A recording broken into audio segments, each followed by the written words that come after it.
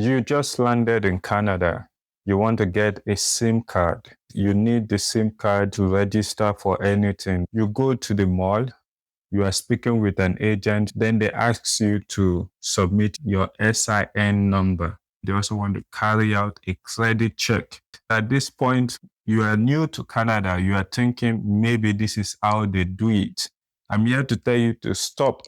That is not how they do it in Canada. My name is Daniel, and I've been a newcomer 3 times. So I've done this over, and I'm here to tell you the mistake I made when I just came and how to go about it so you don't make the same mistake and protect your information. By the end of this video, you will know how to get your SIM card without providing too much information. The first thing is there are 2 types of SIM card in Canada. One is called the prepaid SIM card. That means you pay before you use the service. Usually, this is the one most newcomers get in the beginning because you don't have a credit history in Canada and it's cheaper. The prepaid means that, let's say you are supposed to pay $40 every month. They charge you the $40 at the beginning of the month and then give you access to use the same for that 1 month. That means they collect the payment before you use the service. And the reason the system does not have information about you yet, you are new to Canada. The second one is called the postpaid. You pay after at the end of the month. That means they give you access to use the SIM card for the first 30 days and give you your bill at the end of the month. So you use before you pay. And this one is majorly for those who have some amount of history in Canada. Think of it this way. Somebody is allowing you to use their service before you pay for it. They must have done some types of check to make sure you are a good customer. Generally in Canada, before they can sell any type of SIM card to you, even whether Canada or whichever country you're coming from, they always have to do an identity check. In Canada, there's this rule of true identification. It's a common rule in Canada. That means they need 2 forms of identification. It can be any form of identification: passport, driver's license, health card, landing card, work permit. They just want you to have any 2. What some telecommunications companies are trying to do is, after asking for these 2 forms of ID card, they want to do more checks. That's when they will ask you to provide your SIN, social identification number. Your social identification number is a private number. You are not meant to use it just anyhow. If anybody can get your social identification number, it means they can replace you in Canada. It's like, I can take that number and apply for anything in your name. That's how important that number is. So imagine that somebody is asking you that important number for just SIM card registration. It doesn't make sense.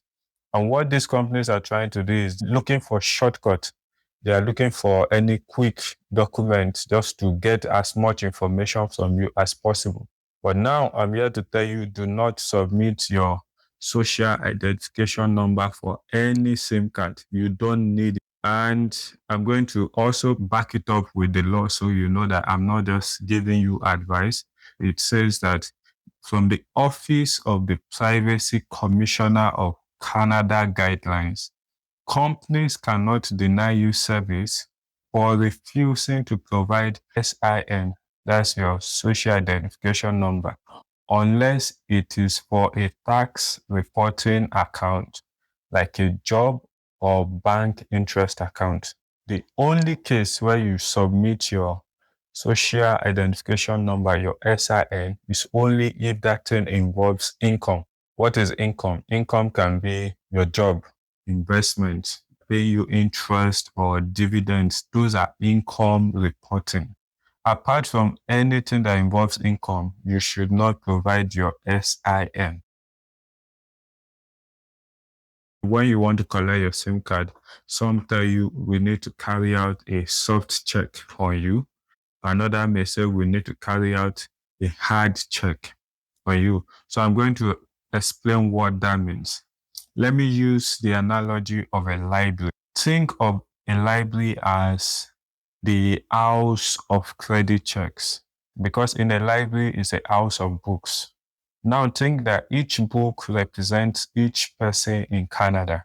What a credit check means is somebody walking up to the library and they ask the librarian, we are looking for this particular book. The librarian is going to take them to the book. There are two options. The person can just open the book, look through it, and put it back. Or the person can actually ask the librarian, I want to borrow this book. And then the librarian asks for information. This person borrowed this book this time. Now, I'll use that to explain what a credit check is.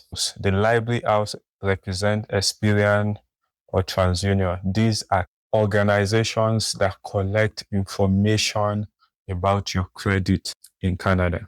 A private company can walk up to TransUnion or Experian and tell them they want to check this person's information.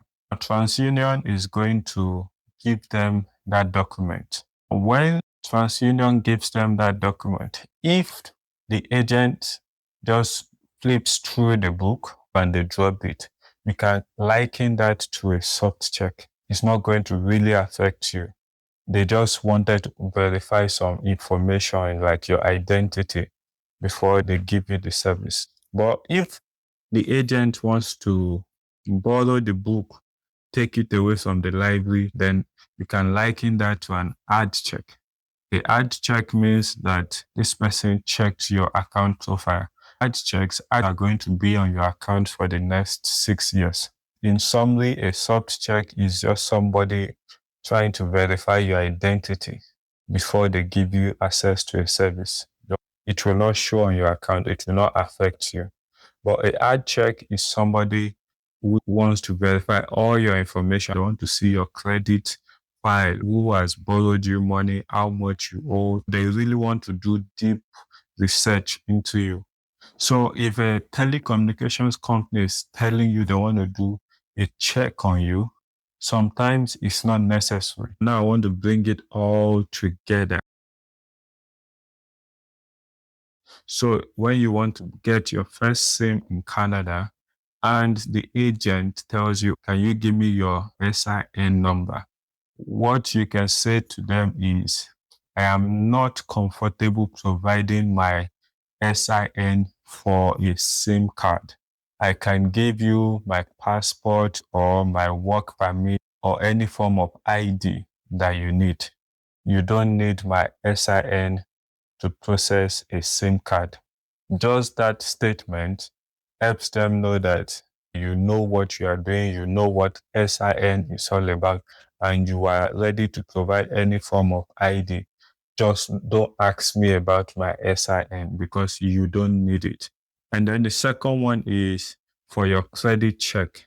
Some people will say, we need to run a credit check. You need to ask them, are you running a soft check or a hard check? If they are running a soft check, that is totally fine. They can run a soft check. But if they want to run a hard check, the question now becomes, why?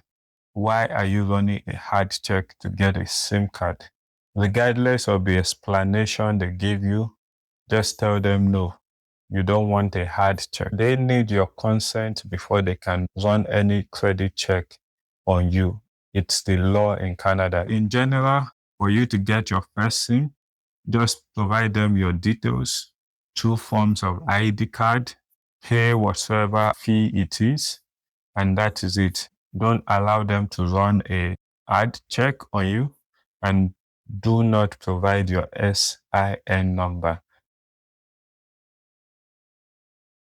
And with this, I hope this has helped you. This was something I fell for when I came. They asked me, but I didn't provide my SIN because I wasn't comfortable with it even then. But they did a soft check. Soft check is okay. No hard check, no SIN. If this has helped you, please remember to like and subscribe. My name is Daniel, and this channel is all about helping newcomers to get from arrival to stability. We have a community where we host sessions every 2 weeks where you can ask questions regarding getting your first job, getting your first car, just helping you to go from arrival to stability. If you are interested in that, you can put it in the comment and I'll send you the link. Thank you very much.